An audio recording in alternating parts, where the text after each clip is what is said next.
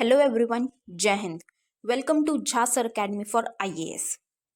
Guys, यहाँ पे आपको सिविल सर्विसेज की प्रिपरेशन कराई जाती है और हेल्प की जाती है कि आपको किस तरीके से प्रिपेयर करना है। यहाँ पे आपको आपकी प्रिपरेशन को एनहांस करने के लिए कुछ फ्री कंटेंट्स प्रोवाइड किए जाते हैं आपकी प्रिपरेशन के लिए। कहाँ पे आपको यूट्यूब प्लेलिस्ट में मिल जाएगा। आप यूट्यूब पे जब जाएंगे तो आपको वहाँ पे वेरियस प्लेलिस्ट अवेलेबल होंगी, जहाँ पे आपको जो डेली करंट अफेयर्स के लेक्चर्स अपलोड किए जाते हैं आपको उनकी प्रॉपर तरीके से प्लेलिस्ट अवेलेबल होगी। उसी के साथ साथ आपको मंथली प्लेलिस्ट भी मिलेगी करंट अफेयर्स की और ईयरली प्लेलिस्ट भी मिलेगी। और साथ ही जो करंट अफेयर्स डेली बेसिस पे आप लोगों को प्रोवाइड किए जाते हैं उन्हीं की फ्री ऑफ कॉस्ट आपको पीडीएफ्स भी दी जाती है हमारे टेलीग्राम चैनल पे। सो गाइज, अगर आपने टेलीग्राम चैनल ज्वाइन नहीं किया है तो तुरंत डिस्क्रिप्शन बॉक्स में जाइए, वहाँ पे आपको लिंक प्रोवाइडेड होगा जहाँ से आप हमारे चैनल को ज्वाइन कर सकते हैं और वहाँ से आप हमारी सारी पीडीएफ्स का एक्सेस ले सकते हैं। और उसी के साथ साथ गाइज, आप लोगों के लिए एक बहुत ही अच्छा इनिशिएटिव स्टार्ट किया गया है मेंस के प्रीवियस ईयर क्वेश्चन एनालिसिस का। आपको आपके लिए डेली बेसिस पर एनालिसिस किया जाता है और उसकी आप लोगों को प्लेलिस्ट प्रोवाइडेड है हमारे यूट्यूब चैनल पे ही। अलग अलग पेपर में प्रोवाइडेड है आप लोगों के कन्वीनियंस के लिए, GS1, GS2, GS3 and GS4 की।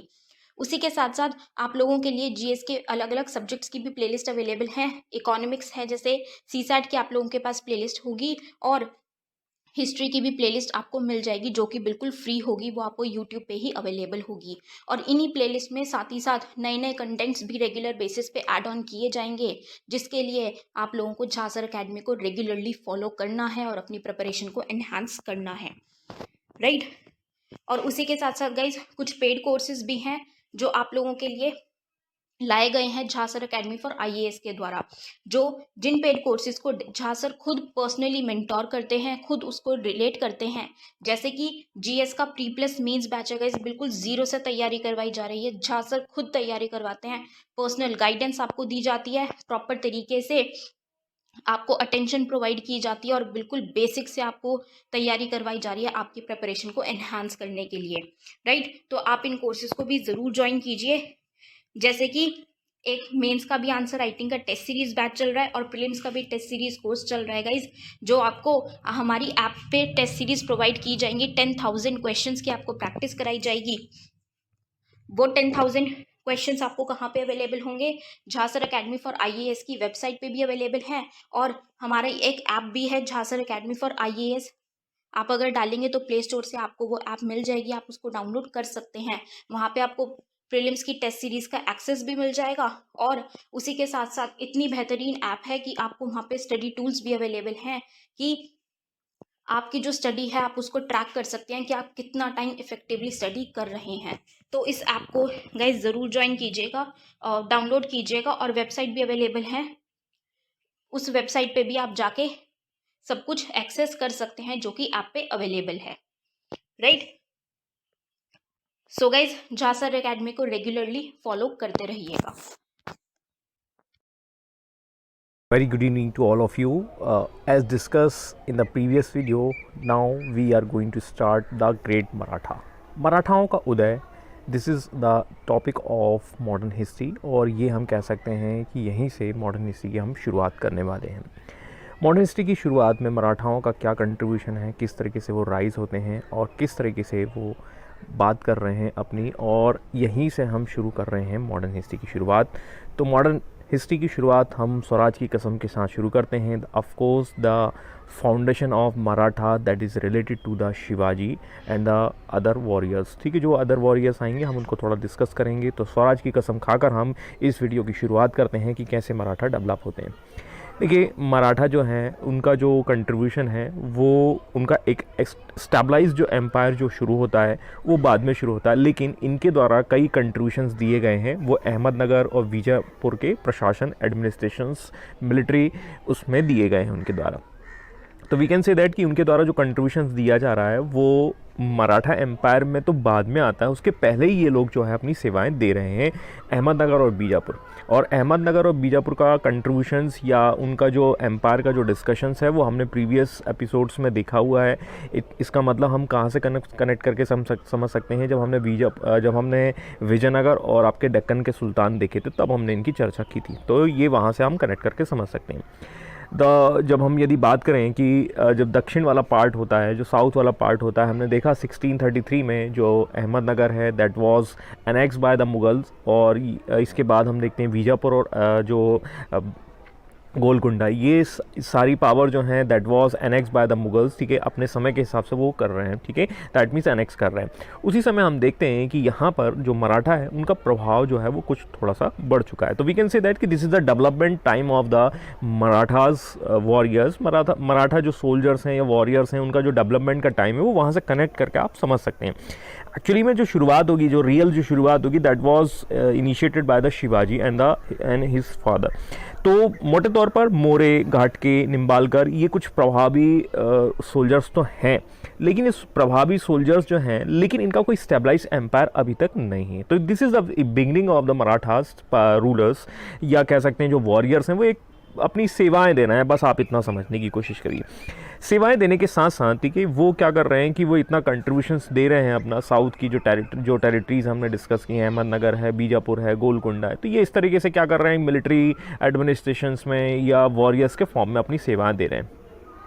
अब मेन कंट्रीब्यूशन जो जाता है वो मैंने आपको जैसा बताया कि शिवाजी और उनके फादर जो हैं शाहजी भोसले को जाता है। शाहजी भोसले जो हैं वो इसकी इनिशिएशन शुरू करते हैं, और शाहजी भोसले का रुतबा इतना ज़्यादा है, दैट मीन्स हम कह सकते हैं कि बाय दैट मीन्स कि इनकी जो पोजीशन है या इनका जो कंट्रीब्यूशन है वो इतना ज़्यादा होता है कि वो अहमदनगर में अपनी स्थिति को बहुत ज़्यादा मजबूत कर लेते हैं। तो इस तरीके से हम देखते हैं कि एक स्टेटमेंट आता है यहाँ पर कि जो मराठा एम्पायर है वो किसी एक व्यक्ति का कंट्रीब्यूशन नहीं है, that is the combination of the all main rulers, ठीक है, जिसमें हम काफ़ी खास लीडर्स को अभी आगे पढ़ने वाले। ये लीडर्स जो हैं वो अपना कंट्रीब्यूशंस दे रहे हैं, अपना कंट्रीब्यूशंस इस मराठा एम्पायर को एक्सपैंड करने में दे रहे हैं। तो ये कोई जो कह सकते हैं कि इसमें किसी एक व्यक्ति का कंट्रीब्यूशन कहा जाए तो ये गलत होगा। फिर भी ठीक है, this is the contribution of the so many soldiers, so many warriors, so many leaders. इसीलिए ईश्वर इतिहासकार जो हैं, हिस्टोरियन जो आशीर्वादी लाल जो हैं श्रीवास्तव साहब जो हैं, वो ये कहते हैं कि this is the results of the preparation of the for 200 years which came from the efforts of the social and religious movement. अब देखिए, इसको कनेक्ट यहाँ से भी करना है कि हमने प्रीवियस एपिसोड्स में देखा है रिलीजियस मूवमेंट हुए थे, और रिलीजियस मूवमेंट का एक इम्पैक्ट हमने देखा था पंढरपुर, और Pandharpur that is related to the Maharashtra. और महाराष्ट्र में ये जो लोग हैं वो local language, regional language Maratha, that means ठीक है, जय महाराष्ट्र बोलते हुए क्या कर रहे हैं, लोगों को घुट्टी पिला रहे हैं। घुट्टी पिलाने का मतलब है दैट मीन्स ठीक है, वो रोज़ ये कह रहे हैं कि आप जो है कि स्वराज बनाना है, स्वराज बनाना है, स्वराज बनाना है। स्वराज किसके अगेंस्ट बनाना है? मुगलों के अगेंस्ट बनाना है। मुगल कहाँ से आए थे आप सबको पता है, मुगल बाहरी आए थे, और स्वराज मतलब अपना राज्य, और अपने राज्य की ये घुट्टी मतलब सुबह दोपहर शाम, जैसे आज की डेट में आप कोरोना काल में बोला जा रहा है कि भैया कि काढ़ा पीजिए, ठीक है, तो वैसे ही है कि ये काढ़ा पिलाया जा रहा है किसका, जय महाराष्ट्र, जय महाराष्ट्र, जय महाराष्ट्र। इन सच कंडीशंस, ठीक है, समाज और धर्म में इन जब चीज़ों का योगदान आएगा, कंट्रीब्यूशन आएगा, तो इससे क्या होगा, एक नई कम्युनिकेशन या नया संचार या नया पावर डेवलप होगा। In this power name is called the great Marathas, ठीक है। तो इस तरीके से मराठाओं का राइज होता है, but we are going to summarise the reason of the rise of Marathas, ठीक है। अब हम उनके जो कारण हैं उनको एक एक करके डिस्कस कर लेते हैं। This is the first points, that is the very important points, ठीक है, very very important points, the geographical location of the Maharashtra. आज की डेट में देखेंगे कि जियोग्राफिकल लोकेशन ऑफ महाराष्ट्र जो है उसको थोड़ा सा कनेक्ट करके देखेंगे, तो this is connected with the geography. आपने यदि ज्योग्राफी पढ़ी है थोड़ा अच्छे से, ठीक है, तो हम यहाँ पर देखेंगे कि ज्योग्राफी की जो कंडीशंस में यदि हम देखेंगे तो we will find out the Sahyadri hills, ठीक है, सह्याद्री हिल्स हैं, ठीक है, कोंकण रेंजेस हैं, ठीक है, these are the locations that is very hilly terrains, ठीक है। और ये हिली टेरेंस जो हैं वो महाराष्ट्र की लोकेशंस को काफ़ी ज़्यादा क्या कर रहे हैं कि आपका कंट्रीब्यूट कर रहे हैं। इन सच कंडीशन हम ये कह सकते हैं कि महाराष्ट्र जो है वो क्या कर रहा है, ठीक है, एक फैक्टर डेवलप कर रहा है जिसकी वजह से वहाँ के लोग इतने कैपेबल हो रहे हैं कि they will face this kind of the challenges. वो क्या करने वाले हैं, वो गुरिल्ला वॉर करने वाले हैं। गुरिल्ला वॉर अभी हम देखेंगे, समझेंगे, ठीक है। तो दिस इज द टेक्निक्स, ठीक है, techniques and the military expenses, रण कुशलता और सैन्य अनुभव। अब यहाँ देखिए वही चीज़ है, ठीक है, कि जो व्यक्ति उत्तराखंड में रहता है वो स्ट्रगल करता है। इसको हम एक एग्जांपल से समझते हैं। वो क्या करता है, एक मिल्क का पैकेट लेने के लिए भी क्या करता है, 5 किलो चढ़ता है, 5 किलो उतरता है। दैट मीन्स, ठीक है, मेरी मतलब आप समझ चुके होंगे, ठीक है, मेरी बात को, कि मैं 5 किलोमीटर वो चढ़ता है, 5 किलोमीटर उतरता है। इसका मतलब वो है कि वो एक टेरेन पे जो है रह रहा है, ठीक है। उसको क्या करना है कि उसको वैली में जाने के लिए या कहीं ना कहीं निचले क्षेत्र में जाने के लिए इतना स्ट्रगल करना पड़ता है। लेकिन कोई व्यक्ति यदि मान के चलिए एमपी या मध्य प्रदेश में रह रहा है, मध्य प्रदेश का जो टेरेन है वो थोड़ा सा फ्लैट है, ठीक है, तो उसको स्ट्रगल नहीं होगा। तो जब तक लाइफ में स्ट्रगल्स नहीं होंगे, मुंबई वाले से पूछिए, जो मुंबई वाला जो क्या करता है रेल में, जो क्या करता है कि सुबह 6 बजे जो है वो अपना लाइफ शुरू हो जाता है और वो ट्रेन में ही सोता है और फिर उसके बाद वो ट्रेन में ही वापस आ जाता है, ठीक है। मतलब हम ऐसे कह सकते हैं उसकी लाइफ जो है बड़ी स्ट्रगल्स से भरपूर होती है मुंबई वाले की। लेकिन आप एमपी वाला या यूपी वाला जो फ्लैट टेरेन है वहाँ पर इतना आपको देखने को नहीं मिलता। तो ओवरऑल जो टेरेन है वो आपकी कुशलता या जो आपकी टेक्निक्स है उसको डेवलपमेंट करने में भी क्या कर रहा है, एक कंट्रीब्यूशंस दे रहा है। तो ये वही से आपका कनेक्ट हो जाएगा। और भाई जो सुबह दोपहर शाम आपका घुट्टी पिलाई जा रही है, ठीक है, आपको क्या करना है, ठीक है, स्वराज बनाना है, स्वराज बनाना। तो इस वजह से वहाँ के लोग जो है भरे बैठे हुए हैं और वो लोग भरे बैठे होंगे तो वहाँ से हम देखेंगे एक मराठा कम्युनिटी डेवलप होगी and they are very much expert in the guerrilla war techniques. Guerrilla war techniques क्या है, रीडिंग मेथड, दैट मीन्स, ठीक है, दैट मीन्स रीड करना, ठीक है। अब आप इसके लिए मैं एक बहुत अच्छा उदाहरण दूंगा। आपने एक शायद मूवी देखी होगी जो तानाजी मालपुरे का एक आया था एक एपिसोड, ठीक है, वहाँ से आप समझ सकते हैं। The starting of guerrilla war techniques that was shown in that movie, ठीक है, उसमें मूवी में बताया गया, वहाँ से भी आप कनेक्ट करके देख सकते हैं। इवन इसको एक और सिंपल एग्जांपल से हम समझ सकते हैं। जो आपने होली के टाइम पे क्या गुब्बारों में कलर भर देते हैं और गुब्बारा जो है वो आप फेंक देते हैं किसी के ऊपर, ठीक है, और छुप जाते हैं। तो आपने हमला किया और हमला करने के बाद आप छुप जाएंगे and this kind of the techniques is nothing but that is guerrilla war techniques. और ये गुरिल्ला वॉर टेक्निक्स कहाँ पॉसिबल हो सकती है? ये गुरिल्ला वॉर टेक्निक्स वहीं पर होगी जहाँ पर आपको अप एंड डाउन्स, पहाड़, ऊंचा नीचा, हिली टेरेन देखने को मिलेगा, तभी तो आप छुप पाएंगे। तो ये टेक्निक्स जो है उसमें मराठा लोग जो बहुत एक्सपर्ट होते हैं। अब यहाँ पर तो इनके लिए बेनिफिशियल होगा, लेकिन मान के चलिए किसी मैदान में यदि युद्ध होने लगा तब यहाँ पर ये मराठा लोग जो हैं वो हार जाएंगे। और मैं आपको एक लेके जाऊँगा आपको, दैट इज़ 1761 के बैटल के बारे में हमने थोड़ा सा डिस्कशन किया था और मराठा लोग यहीं से जो है डिफीट हो जाएंगे। क्यों? क्योंकि they are very much expert in the guerrilla war techniques, ठीक है, and they are not much capable to take the wars, ठीक है। वी कैन से दैट कि भाई वो आमने सामने वाले जो मैदान हैं या प्लेन्स जो एरिया है वहाँ के युद्ध में इतना एक्सपर्ट नहीं होते। इसी वजह से 1761 का बैटल जो है वो हार जाएंगे। तो ये कारण आपको यहाँ से भी समझ में आ जाता है कि मराठाओं के हारने का कारण,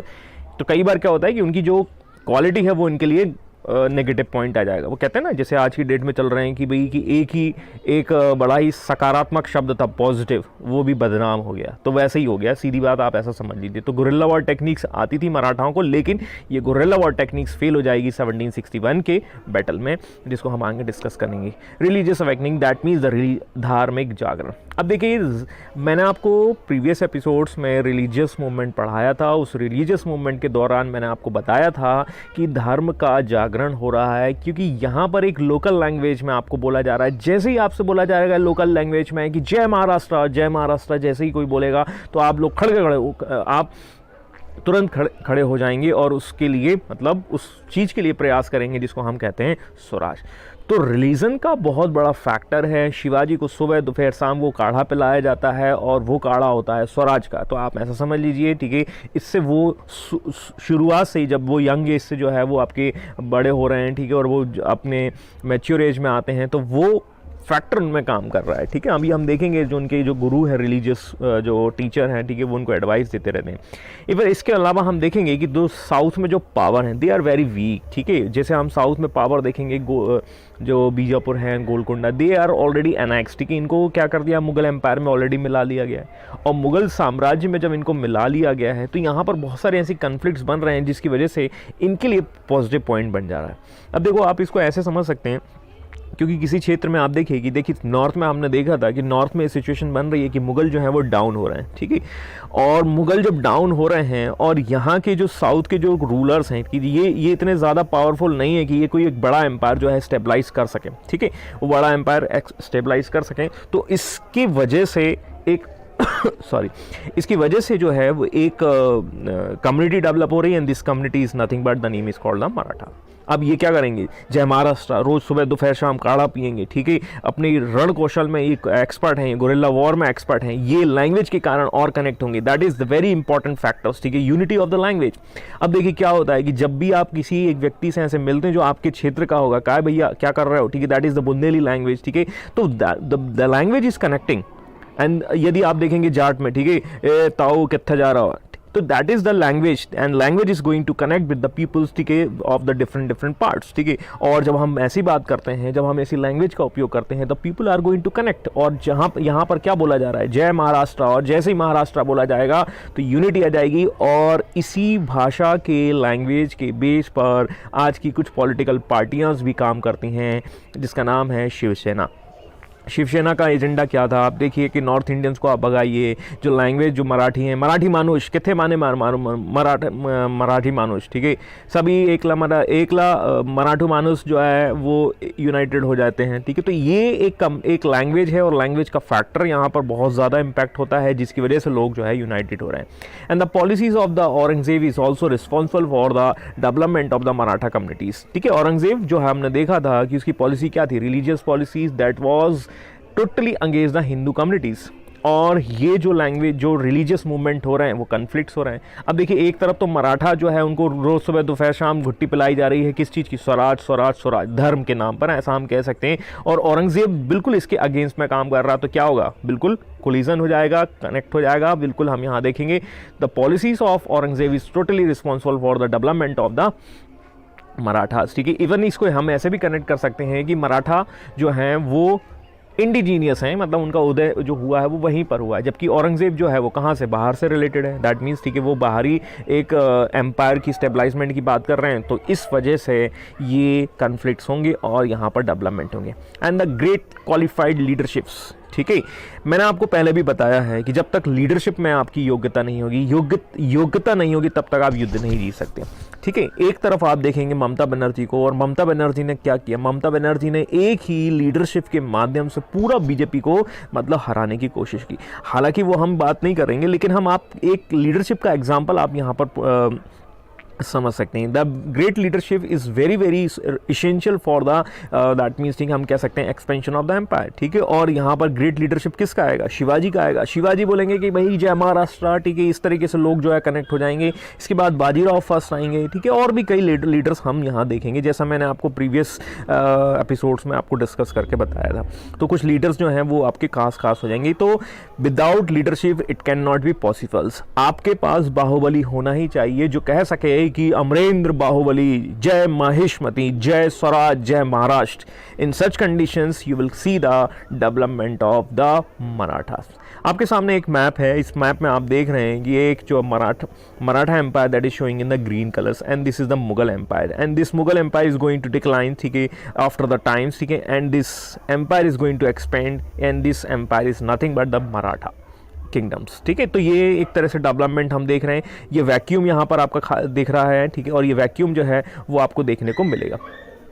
आगे देखते हैं, आगे समझते हैं। और इस तरीके से ये मैप हमने ऑलरेडी पीछे डिस्कस किया हुआ है, ठीक है। मराठा संघ या यूनियन बनता है, and this is the Maratha kingdoms, and this going to expand like this, ठीक है।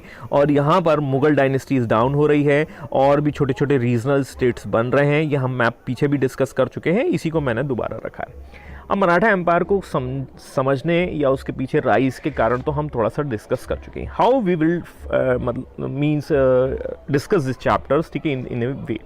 तो देखिए इसमें मराठा एम्पायर को हम डिस्कस दो तरीके से करेंगे। सबसे पहले तो हम देखेंगे शिवाजी का जो टाइम पीरियड है एज ए किंग 1764 में होता है। शिवाजी का 1674 से शुरू होकर 1680 तक जाते हैं। और दूसरा एक जो हम देखेंगे शिवाजी के साथ हम दूसरा देखेंगे पेशवास। एक्चुअली जो पेशवा का जो टाइम पीरियड होता है वो 1713 से शुरू हो जाएगा। पेशवा को हम अलग से देखेंगे। तो अभी आप ऐसा समझिए, इंडियन कॉन्स्टिट्यूशन क्या बोलता है। इंडियन कॉन्स्टिट्यूशन ये बोलता है Shivaji is nothing but that is the Chhatrapati is nothing but that is president of the India. तो शुरुआत में मराठा एम्पायर के समय पर पावर होती है president of India, and this president of India is nothing but that is Chhatrapati समझ लीजिए। लेकिन आगे चलकर जब ये पावर जो है 1713 के बाद, मोटे तौर पर एक्चुअली 1750 के टाइम पर होता है, लेकिन पावर जो है वो शिफ्ट हो जाएगी पेशवा के पास। मतलब पेशवा मतलब प्रधानमंत्री ज़्यादा पावरफुल हो जाएगा। तो हमें पहले प्रेसिडेंट को देखना है, देन उसके बाद प्राइम मिनिस्टर को देखना। तो ये इस तरीके से आप समझ लीजिए, जैसे आप जनरली पॉलिटी पढ़ते हैं, प्राइम मिनिस्टर को पढ़ते हैं, सबसे पहले आप प्रेसिडेंट ऑफ इंडिया को पढ़ते हैं, फिर उसके बाद पेशवा को पढ़ते हैं। तो हम उसी चीज़ को ऐसे ही समझने की कोशिश करेंगे, ठीक है। सॉरी। अब हम देखते हैं कि शिवाजी जो है 1764 से इस तरीके से डेवलप होंगे। अब देखिए क्या होता है कि शिवाजी के भी दो बेटे होते हैं। First name is called the Sambhaji. 1680 से 89 तक ये शिवाजी की डेथ के बाद ये सत्ता में आते हैं, लेकिन मुगल बादशाह जो है वो संभाजी का क्या है, सांभर बना देगा और सांभर बन जाएगा 89 में। इसके बाद सत्ता में आएंगे शिवाजी के दूसरे बेटे जो 1689 से 1700 पे रहेंगे। इनके साथ मैंने इनकी वाइफ का नाम ताराबाई भी रखा हुआ है। अब आप बोलेंगे कि सर इनकी वाइफ का नाम क्यों नहीं रखा हुआ है। एक्चुअली इनका रोल यहाँ पर ज़्यादा है नहीं है, ठीक है। तो ताराबाई को ज़रूर कंट्रीब्यूट करिएगा, ठीक है, क्योंकि राजा राम की डेथ हो जाती है 1700 में, ठीक है। इसके बाद जो सत्ता में आते हैं वो ताराबाई ही प्रशासन को संभालती हैं। And Tarabai was holding the administration with the help of the minor child, and this minor child name is called the Shivaji second. 1700 से 1707 तक ये सत्ता में रहेंगे, लेकिन इसके बाद सत्ता जो है वो ट्रांसफर हो जाएगी Sahu ji. And Sahu ji was nothing but that was the son of the Sambhaji. अब आप देख रहे हैं कि पावर जो है एक सन के पास आई, देन उसके बाद दूसरे सन के पास आई, ठीक है। इसके बाद आप देखेंगे कि उसी सन के माइनर चाइल्ड के पास रही, और फिर इसके बाद पहले वाले सन के, इस तरीके से इन दोनों पावर्स के बीच में एक कन्फ्लिक्ट्स या डिस्प्यूट्स बन जाता है, और इसको हम कहेंगे नॉर्थ या सतारा। तो जो मराठा किंगडम है या मराठा एम्पायर है वो दो पार्ट में डिवाइड हो जाता है। एक होता है नॉर्थ और एक होता है आपका साउथ। तो नॉर्थ वाले जो है वो सतारा को अपना कैपिटल बनाते हैं, और ये साउथ वाले जो है वो कोल्हापुर को बनाते हैं। ये हम आगे देखेंगे, डिस्कस करेंगे। तो मोटे तौर पर आप ये समझ लीजिए कि शिवाजी के बेटों के बीच में डिस्प्यूट्स है, विवाद हैं, और ये विवाद आगे चलकर दो कैपिटल में डिवाइड हो जाते हैं। First name is called the Satara and another name is called the Kolhapur. अब ये तो हुआ, ये वाला पार्ट हुआ किसका, प्रेसिडेंट वाला पार्ट। अब हम बात करने वाले हैं पेशवा का पार्ट। पेशवा की सबसे पहली शुरुआत होती है बालाजी विश्वनाथ। बालाजी विश्वनाथ के पहले भी पेशवा आए थे, लेकिन सबसे इंपॉर्टेंट जो है वो बालाजी विश्वनाथ होते हैं। इसके बाद इसी क्रम में हमें देखने को मिलेंगे रणवीर सिंह एंड बाजीराव फर्स्ट, ये 1720 से 40 तक रहते हैं। इसके बाद हमें देखने को मिलेंगे बाजीराव फर्स्ट जो है। अब आगे हम देखेंगे बालाजी बाजीराव, ये वही पेशवा होंगे जिनके समय पर हमें देखने को मिलेगा पानीपत का फर्स्ट बैटल, पानीपत का थर्ड बैटल। और ये पानीपत का थर्ड बैटल 1761 में होता है। इसके बाद जो पेशवास जो हैं वो आते हैं, लेकिन कुछ समय के लिए ऊपर नीचे अप एंड डाउन्स काफ़ी सीक्वेंसेस देखने को मिलते हैं। एंड इन्हीं सीक्वेंसेस की वजह से हमें देखने को मिलेंगे एंग्लो मराठा वॉर, क्योंकि इस समय तक ब्रिटिशर्स, याद करिए कैप्टन रसल्स, और वो कैप्टन रसल्स जो हैं वो कहीं ना कहीं जो है उनका कंट्रीब्यूशन यहाँ आ जाएगा। And we can say that कि there is a disputes in between the Marathas and the britishers. तो कैप्टन रसल और मराठा के बीच में यहाँ डिस्प्यूट्स हो जाएंगी, बिकॉज क्योंकि हम देखेंगे मराठा आपस में ही लड़ना शुरू हो जाएंगे। तो माधवराव नारायण राव आएंगे, और and the last one is called the Bajirao second. इस तरीके से ये सीक्वेंस चलेगी। ये होती है एक मराठा इंट्रोडक्शन की कहानी ख़त्म। अगले वीडियो में, एक्चुअली मैं शॉर्ट वीडियो इसलिए बना रहा हूँ क्योंकि मेरे पास डेटा का प्रॉब्लम है और अपलोड में बहुत टाइम लग जाता है, इसलिए मैं कुछ शॉर्ट वीडियोस बना रहा हूँ, और रैंडमली जैसे जैसे बनते जाएंगे वैसे वैसे मैं आपको भेजता जाऊँगा। यदि आपकी कुछ क्वेरीज़ हो, आपका कुछ क्वेश्चंस हो, तो आप एक साथ क्वेश्चंस को सर को भेज दीजिएगा। मैं उन क्वेश्चंस को एक साथ सारे एक वीडियो में ले लूँगा और हम उसको फिर इस तरीके से डिस्कस करेंगे। तो thank you for your cooperations, ठीक है। आज का लिए मैं इसको यहीं पर होल्ड कर रहा हूँ। आने वाले वीडियो में हम कहानी शुरू करेंगे शिवाजी किस तरीके से डेवलप होते हैं और शिवाजी एम्पायर को कहाँ तक लेकर जाते हैं। Then we will discuss the Peshwas, और पेशवास जो हैं वो किस तरीके से आगे डेवलप होंगे। और इस सीक्वेंस को हम कहाँ तक लेके जाने वाले हैं, इस मराठा सीक्वेंस को हम लेकर जाने वाले हैं टिल 1818 वो समय होगा जब हम देखने वाले हैं कि Anglo Maratha war third war ख़त्म हो जाएगा। तो एंग्लो मराठा वॉर का एंड तक लेकर जाएंगे। तो ये जो सीक्वेंस जो हम डिस्कस कर रहे हैं, this sequence is totally related to the medieval age and the modern history. Medieval age से मॉडर्न हिस्ट्री तक का कनेक्शंस हम इसको लेकर जाएंगे। तो ध्यान दीजिएगा, तो ये एक लंबा सीक्वेंस चलेगा। इस चैप्टर के बाद we will discuss the advent of the Europeans company. Thank you for the today.